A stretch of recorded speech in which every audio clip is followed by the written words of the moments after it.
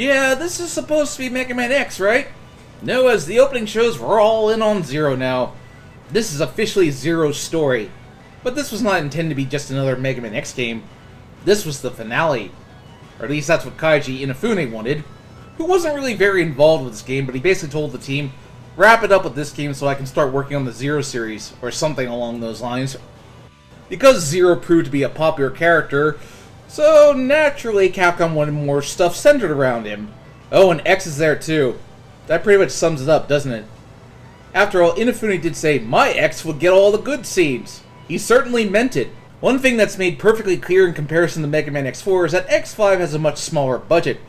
As stated previously, X4 underperformed in sales, so because of that, Mega Man X5 had a very reduced budget. Instead of animated FMVs for cutscenes, it's just static images and text. Granted, it means not having to deal with subpar voice acting, but for what was supposed to be the grand finale of the X series, it just feels remarkably low effort. There's no voice acting of any kind. Was there voice acting in the Japanese version? The sound the text makes while moving is incredibly annoying and ear-grating. Our story this time around opens in deep space, where the space colony Arija orbits Earth. Two mysterious figures meet, obviously Sigma again. He tells the mysterious figure to set the colony to drop on Earth. The figure asks if X and Zero are really that powerful, and Sigma says something very interesting.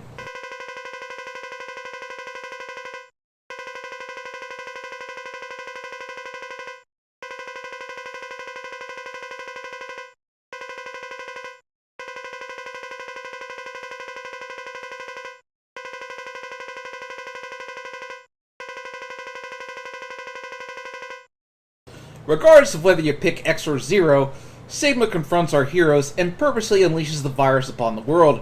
So this is our setup for Mega Man X5. The world is ending, our heroes are faced with their ultimate threat, total extinction. All the while the virus rages, and Zero finds that he has more connections to it than he would assume. We meet some new characters, Alia, Cygnus, and Douglas. They don't really have much of a role in the overall narrative. Cygnus is just the new leader of the Maverick Hunters. Alia is mission control, and Douglas is the mechanic. There's really not much to say about them. They just exist to prove that the Maverick Hunters don't just consist of X and Zero. Whatever happened to Dr. Kane anyway? As was intended to be the finale of the Mega Man X series, this game was going to bring all the hinted plot threads to a conclusion. X and Zero would finally have their long-awaited teased fight. The last game revealed that Dr. Wily was Zero's creator. This game would imply that perhaps the Mad Doctor has cheated death. What do I mean by that? Well, in a conversation Zero can have with Dr. Light, he'll ask a very interesting question.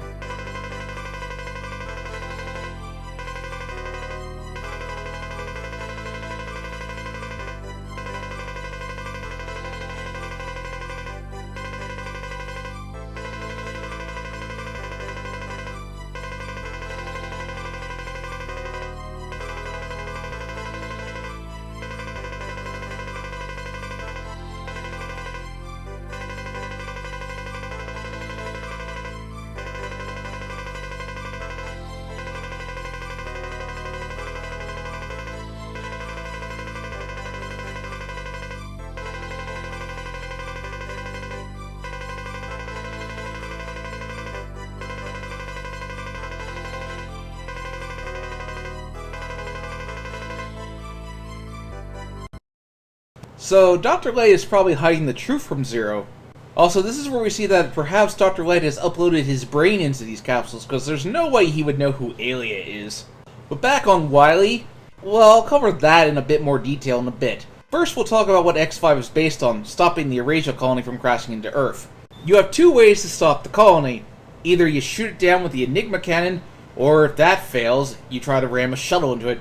Now granted, whether or not they succeed or fail is entirely up to chance. You can raise the chances of them succeeding by defeating 4 Mavericks, but yet I found that the Enigma would never succeed. I always got the failure cutscene. But the shuttle would almost always succeed. Basically, whether Zero goes Maverick or not depends on if the shuttle succeeds. But in series canon, the shuttle was successful. But let's get back to Dr. Wily. If the shuttle fails, you get a voice that appears.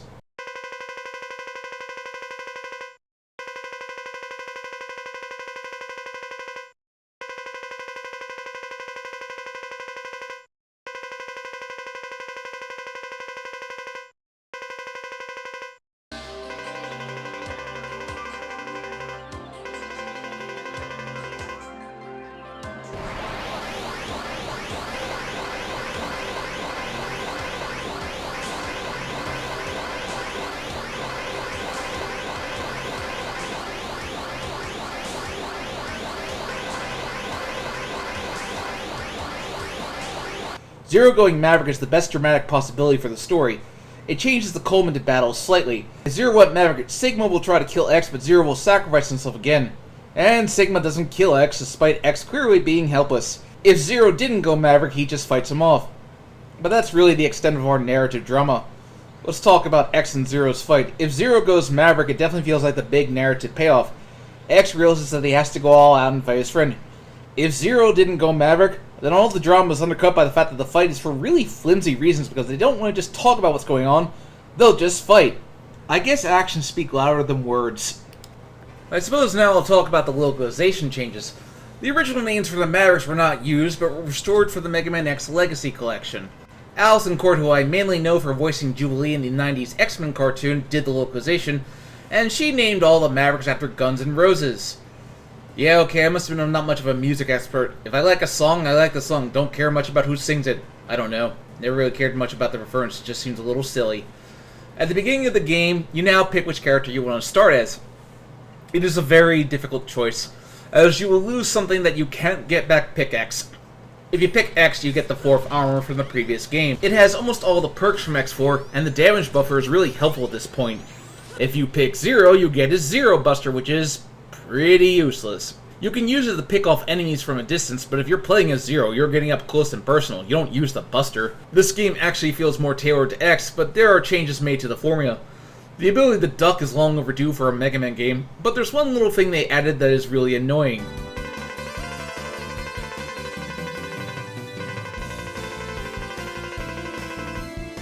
Yes, Alia, I see it. Please just let me play the game. I can easily figure it out for myself. This time around, X has 2 armor upgrades, but unlike the last 4 times, X can only access the armor once he has all 4 pieces. Dr. Light claims this is due to the virus, but still it's really noteworthy. I do love the Falcon armor. The charge shot is a piercing shot. The Giga attack takes up the whole screen, but also has the ability to fly endlessly, which is really useful for bypassing obstacles. The other armor is the Gaia armor, which doesn't let you use any special weapons. It has a charge shot. The only thing it's really useful for is letting you be able to walk on spikes and destroy certain black blocks. As for Zero, he still gets his fair share of abilities, even maintaining some from X4, but this time around it really does feel that, yeah, this is X's game. The hard tanks in particular feel they're more designed for X to get. I'm sure there are ways for Zero to get them, but I haven't figured it out. You can rescue rep blades in this game, but they only amount to healing you or giving you extra lives, which are pretty pointless in this game anyway. There's also these new Sigma virus heads. If they infect X, they will make him weaker, but if Zero gets infected, he gets all his health back and becomes temporarily invincible. Nice little gameplay and story integration there. Most of the weapons X gets this time are pretty unremarkable, and Zero more or less gets the same stuff he got last time with some tweaks. The main gimmick of the game is that you only have 16 hours to stop the colony from crashing into Earth and wiping out most of humanity. Every time you enter a stage, an hour passes. This seems like it would be plenty of time, but this time around you can get higher upgrades with the less time available to beat a boss, usually around 10 hours left. What you pick is up to you, but doesn't tell you what you're making. Completing the first 4 Mavericks will power up the Enigma cans, which I never got to work no matter how much I tried. But that doesn't work, you have the shuttle, which Zero will pilot, which I found to almost always succeed. I had to reset the game countless times just to get the shuttle failure cutscene. Whether these 2 options succeed or not is totally random and by chance. Really don't understand that thought process. Not to mention, if you put most of your effort into Zero, well, if Zero goes Maverick, you can't play as Zero anymore and he takes all those heart tanks and upgrades with him. How's that for fair? First stage I did was Runaway Train, which is pretty much exactly what it's advertised as. You have to move from cart to cart as fast as possible, missiles coming at you while you destroy the core of the train cart. Then there's this part that revolves around getting to the end as fast as possible, or you will die. And that energy tank is very tempting. Still only get 2 in this game for some reason. Crescent Grizzly is perhaps one of the simplest bosses in the series, as his patterns are very easy to avoid. D-Space Submarine, which basically has X and Zero chase after a submarine and gradually do damage to it either way.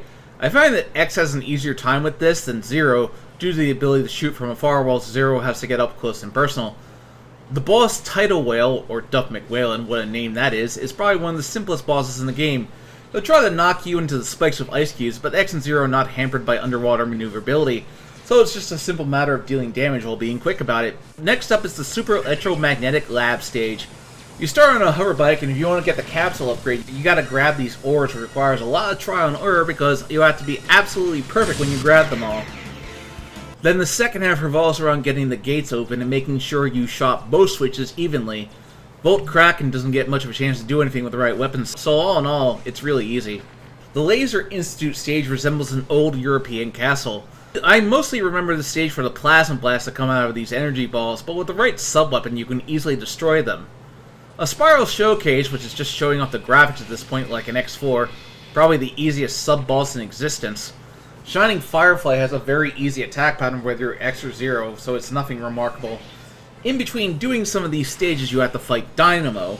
This jerk has probably the easiest to read attack patterns of all time, though I find 0 to be the better matchup for him. Strangely enough, he isn't killed, and to date his ultimate fate has never been revealed. He does show up again in X6 as a bonus boss, but even that wasn't conclusive. Yet another plot thread from the X series that was left unresolved. The planetarium causes lots of enemies and spikes to appear out of thin air, but fortunately with the Falcon armor it's rather easy to just fly around and avoid everything. 0 has the double jump, which still works. Lots of parts where you ride a floating platform while avoiding the out-of-nowhere obstacles. Then the level throws gravity puzzles at you, which are probably some of the easiest gravity puzzles I've ever done. Dark Necrobat can freeze time, but that's really nothing. Must say I find X's F-Laser to be one of the worst and slowest moving weapons in the series. Only good for this Maverick, but otherwise don't bother. The Reploid Air Force, though I think it's supposed to be the Repel Force. The remnants of one of their bases. I'm guessing they were wiped out after the events of X4. You gotta deal with these time bombs that I don't even think kill the Reploids that are trapped if you don't get to them in time. Guess whatever was left was rigged to explode anyway. Lots of Sigma viruses around here, so it's a good place to test out how the virus affects X or 0. Spyro Pegasus, the trick is to freeze him in time with Darkhold and damage him as much as possible.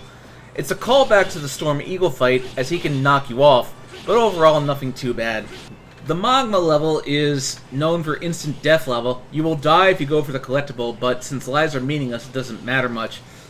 You actually have two paths to take. Do you take the ride armor or not? The choice is up to you. You say that like it's a big deal, Alia.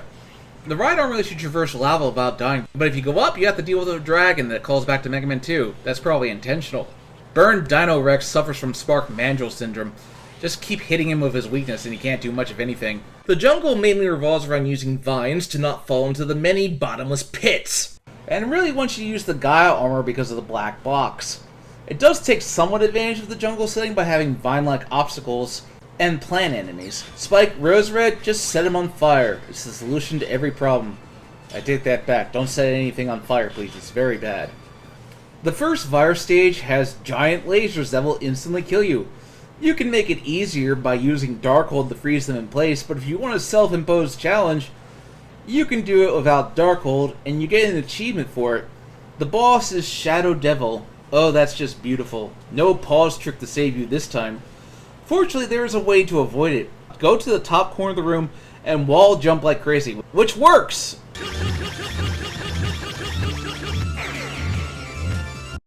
Most of the time. Sometimes it will just decide not to work, and if that happens, you're screwed. The second level is an upward climb. As in, don't fall, you're pretty screwed, and you have to climb back up. The boss is Ranga Banda W. I do admit seeing the W in the backgrounds of these fights is really cool, and it shows Wily's influence. The only part of this fight that gets hard is sometimes you get pinned within the two walls, and if Spike comes out, you're dead. I actually find 0 to be better suited to this fight due to his spinning move. The third stage, best to enter as X with no armor. It's actually not a bad trick. Once you get near the end, X can access his ultimate armor. You have to die and restart the stage, whereas 0 gets his black armor, and you want to put it on 0 because he badly needs defensive enhancements, although he gets his right away for some reason. The boss, depending on who you are, is X or 0, finally fulfilling their long tease fight. Normal 0? I was able to beat as just normal X. I'm really proud of myself for doing that. When fighting X, he uses his ultimate armor. Now that's just cheating. But I found that really just getting in and out was the best strategy. For Maverick 0, it's a much more intense battle, as it's 0 unleashed, but fortunately I just used the Giga attack to wear him down. Whoever wins, the other will use Soul Body and beat you at the same time.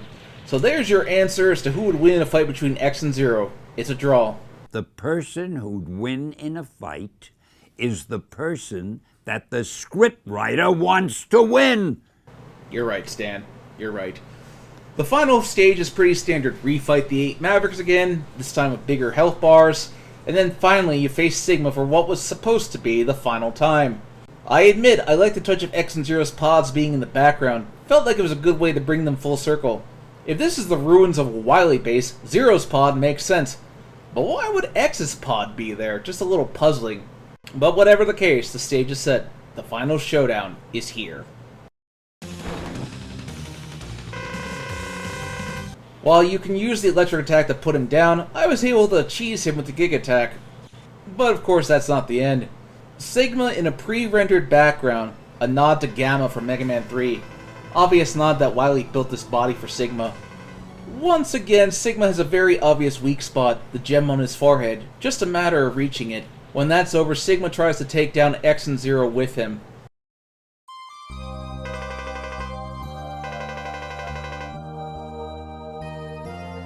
Oh, Zero, you don't look so good.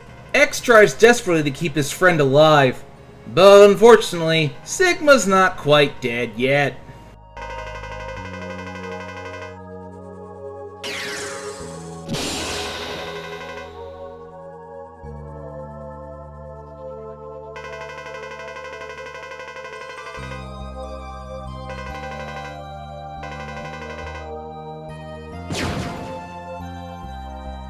Zero reflects on his life and realizes that he is going to die, but perhaps that's for the best, because the world can finally be free.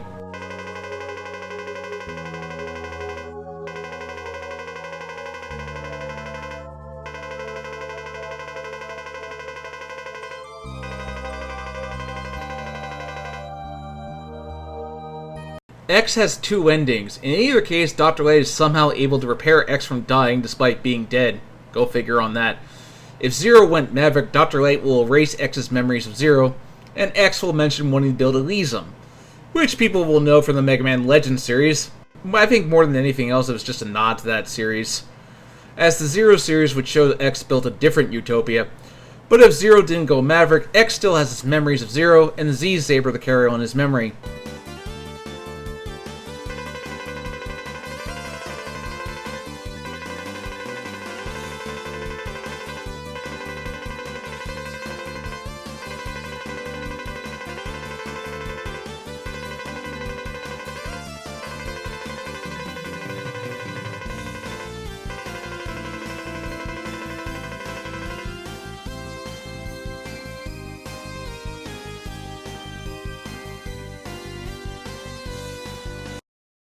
So that's Mega Man X5.